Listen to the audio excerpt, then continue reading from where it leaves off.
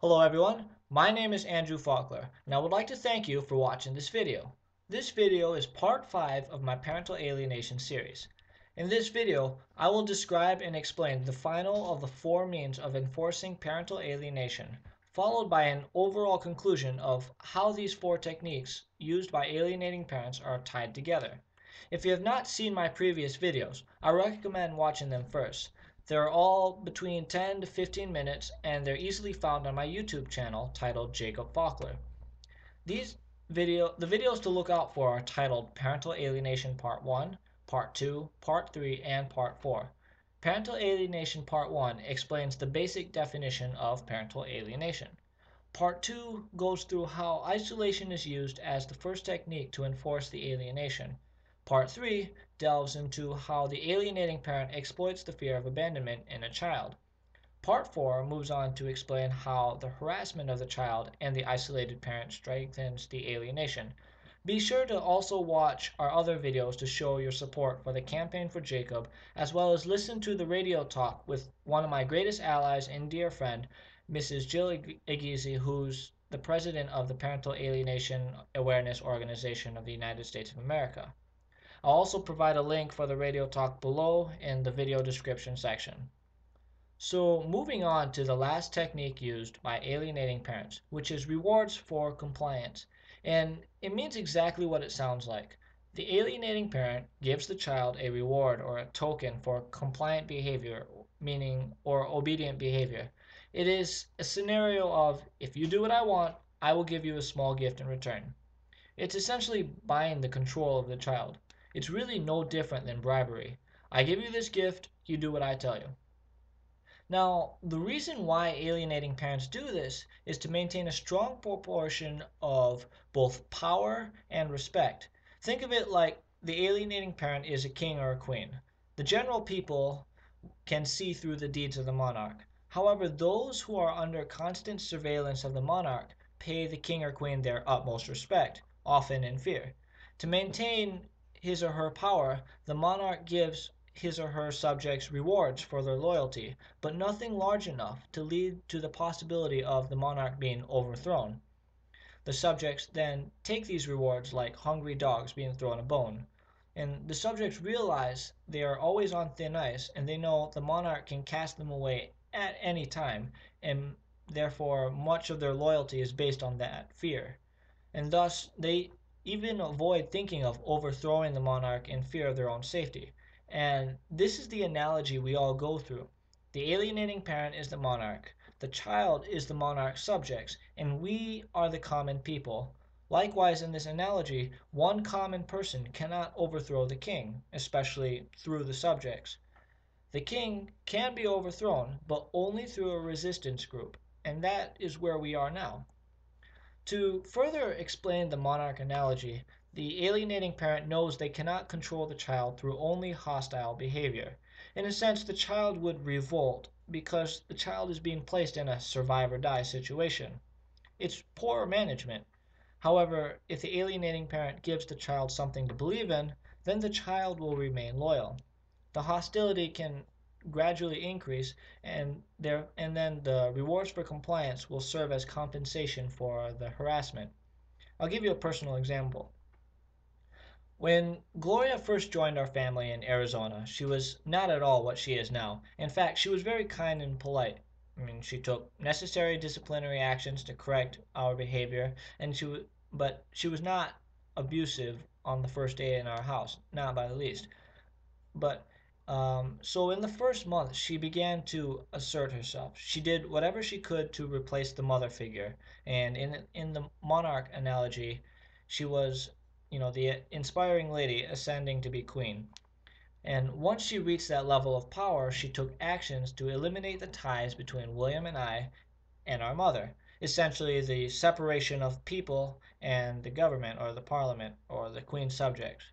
The queen, in my case Gloria, attempted to subjugate my mother through harassment while maintaining full control of William and I through both harassment and the reward of a new mother. The idea of having a new mother which would care for us was the base of our loyalty because it was a gift we did not want to lose. In our mind, we were fortunate to have a mother, and we were willing to do whatever it took to keep her. As time went on, she slowly became more hostile, and we just learned to adapt because we did not want to give up that gift of a mother. And it was such a gradual change that we never noticed the difference until the verbal abuse started to really skyrocket drastically. So I hope that makes sense. Earlier, I mentioned that the rewards for compliance served as a means of compensation for the harassment. And what I mean by this is the gifts or tokens given to the alienated child are meant to balance out the harassment. If the alienating parent doesn't give the child some means of compensation, the child would grow numb to the pain. They just turn their ears off and not pay attention. However, giving the child something to hold on results in the harassment hitting an emotional soft spot every single time, which is important to maintain control of the child. Also, the reward creates the idea that the alienating parent is not all that bad or has good intentions, and they begin to see the alienating parent as a broken individual that just needs love to become a better person. By doing this, the child is sealing themselves into a closed off room where the alienating parent extorts emotional support and the child believes the love they give will heal the alienating parent. So, what kind of gifts are given to the child? Well, there are two main types: material items and the illusion of love. Material items can be anything, be it technological devices like Apple and Samsung products, video games, it can be money. I have a friend suffering from parental alienation. She told me her daughter was given a horse. It can be toys or clothes. I mean, really, the sky is the limit with material items. Often in parental alienation cases, the alienating parent may be better off financially, and that can really put a dent in the whole connection with the child, given that they have the means to buy most material items. The illusion of love, however, in my opinion, is a much more important gift to the child. I said earlier several times that the child needs something to believe in, and the illusion of love provides just that. With the isolation of the child, I mean, with the isolation the child suffers, the constant reminder they are not loved by the isolated parent, the child sees the false sense of love they receive from the alienating parent as all they have, and they do not want that taken away from them. This will add to the tension between the isolated parent and the child because the child is afraid that the actions of the isolated parent will result in the loss of that gift of love from the alienating parent. The child is also convinced they have already lost the love of the isolated parent, and so to connect with the isolated parent is to throw away what love they are given and to walk away with nothing. Unfortunately, the child will not see through the illusion of love they receive from the alienating parent. One thing I mentioned in my last video was a quote from one of my teachers from Singapore. He said, "As a child, you will not fully comprehend your parents' love until you have your own children." And looking back at that quote, we can see that the child will not understand the kind of love he or she is receiving. Love is such a complex emotion, so we cannot expect a child to see through the lines and know the love they receive is a facade. I mean, there are adults in the world who don't understand love, so for a child to comprehend a sizable fraction of the depth of love is truly phenomenal. And that is how rewards for compliance is used to alienate a child from the isolated parent.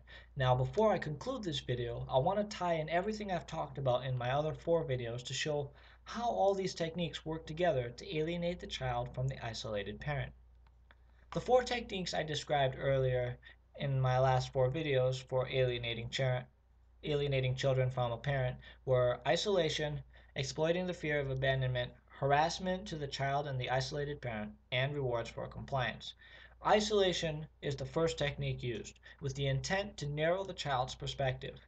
In the child's isolation, the child's sense of reality is altered to fit the interest of the alienating parent. The harassment the child receives recreates the truth of their lives. Isolation then forces the child to accept the new created reality. Having their fear of abandonment exploited, the child is locked in without anywhere to go. The harassment of the child increases to gain further control, while the harassment of the isolated individuals keeps the outsiders at bay.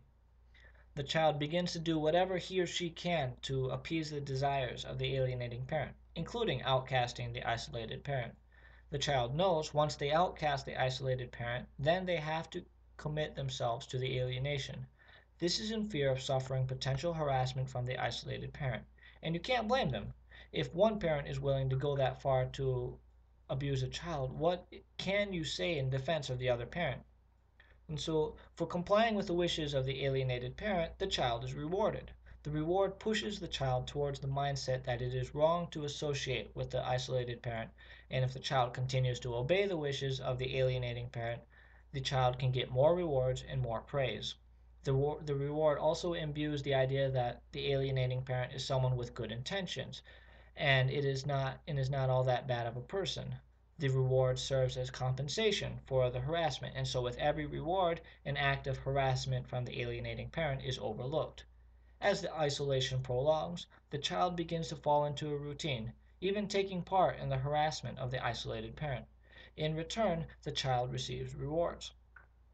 The child begins to grow indifferent to the isolated parent, believing if they left the wings of the alienating parent, they would suffer more in the custody of the isolated parent. The alienating parent sees this and uses it against the child in the form of harassment. It can be a simple, do you want me to send you to him or her implying the isolated parent. And the child sees this as the worst possible form of hell, and their fear of abandonment shoots up. They become more obedient to the demands of the alienating parent to protect themselves from the harassment. Obedience is rewarded, and the cycle continues. I hope this last bit gives you a feel of how terrifying it is to be a child in such circumstances.